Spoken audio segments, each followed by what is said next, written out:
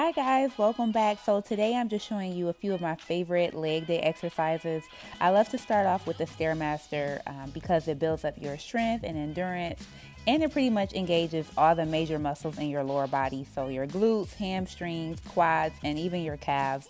This one is a really good one to warm up with. So I do about 7 to 10 minutes on this depending on how hard I think I'm going to go for the day.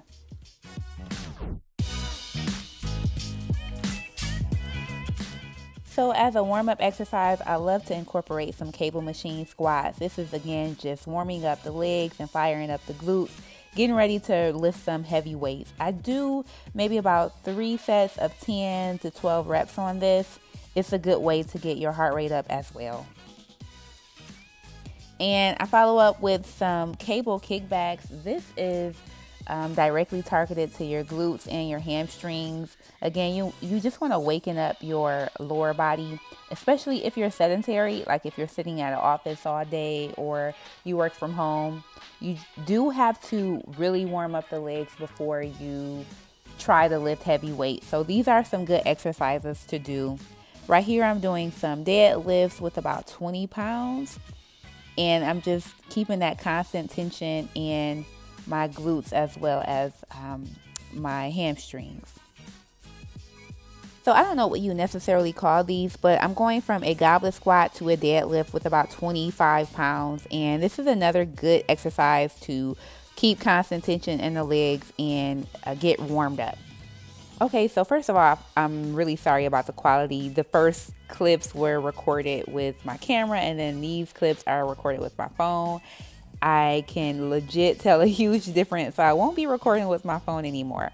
However, if you are interested in kind of building up your strength and you don't want to work with the dumbbells anymore, this is a barbell squat, and it's more of a traditional style, even though I'm not going as low as I can go. I'm trying to keep the constant tension in my quads instead of my glutes. So there are multiple ways to do a squat. You don't necessarily have to go all the way down like people recommend you to. You can work your way up to that, but it all just depends on what your goals are as far as leg growth and leg development.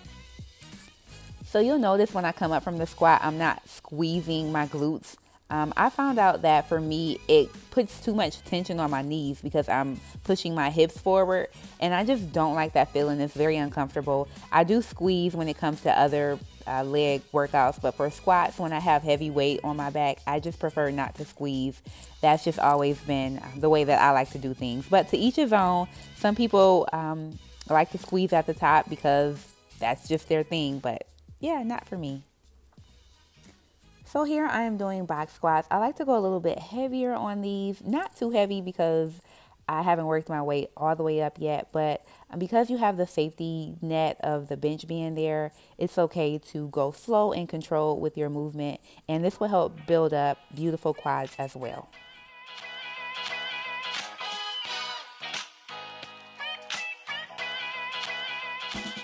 So these are narrow stance squats. These help build up the muscles in your inner quads or your inner thighs.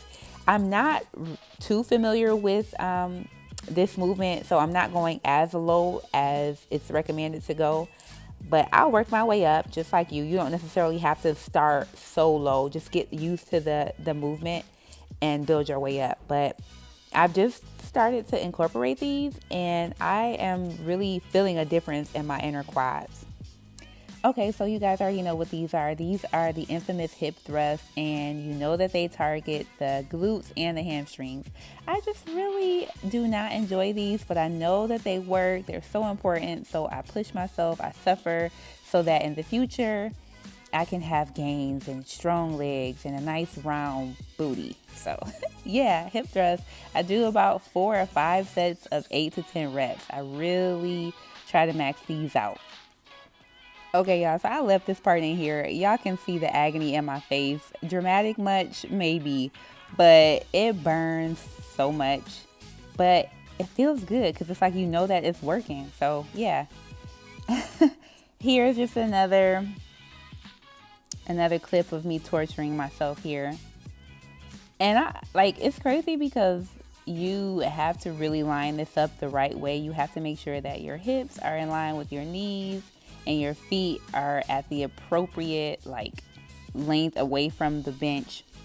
It's really a science to this, but just keep practicing until you get it, and you will definitely see a difference in your body.